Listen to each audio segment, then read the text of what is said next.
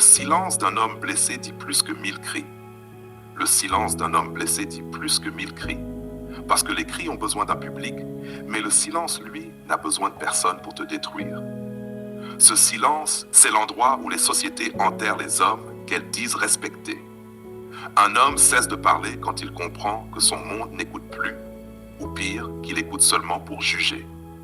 Nous vivons dans un temps où les hommes doivent tout supporter, être solides, sans faiblir, loyaux sans reconnaissance, présents sans être vus, forts même quand tout s'effondre dans leur âme.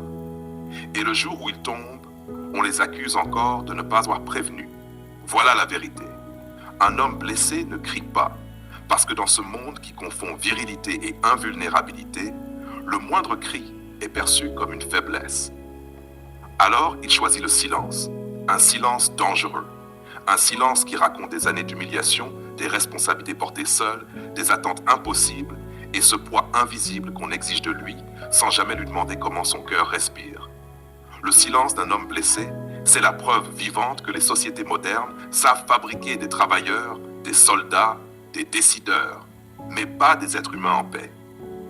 Et pourtant, ce silence n'est pas qu'une tombe, c'est aussi un sanctuaire. C'est la chambre secrète où Dieu répare les âmes fatiguées, où les blessures deviennent des visions, où les hommes apprennent que la vraie force n'est pas dans la parole, mais dans la lucidité. Parce que l'homme qui souffre en silence commence à voir le monde tel qu'il est et non tel qu'on le lui raconte. Il voit la manipulation derrière les sourires, l'ingratitude derrière les demandes, l'abandon derrière les promesses. Et dans ce désert intérieur, il apprend la première loi spirituelle. Ceux qui ne t'ont jamais compris ne te comprendront jamais plus fort. Son silence devient alors un testament, un message envoyé au futur, un avertissement pour une génération entière. N'attendez pas que les hommes meurent à l'intérieur pour leur demander d'être vivants à l'extérieur. Le monde de demain ne s'écroulera pas par les guerres visibles, mais par les silences invisibles de millions d'hommes brisés qui n'auront plus la force de protéger ce qu'ils aiment. C'est pour cela que son silence fait trembler l'avenir, parce qu'il annonce un effondrement moral, un vide spirituel, une société qui récolte enfin tout ce qu'elle a refusé d'écouter.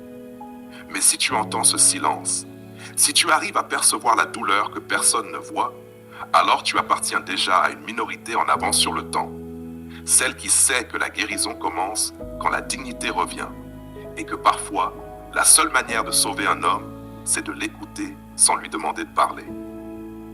Le silence d'un homme blessé dit plus que 1000 cris.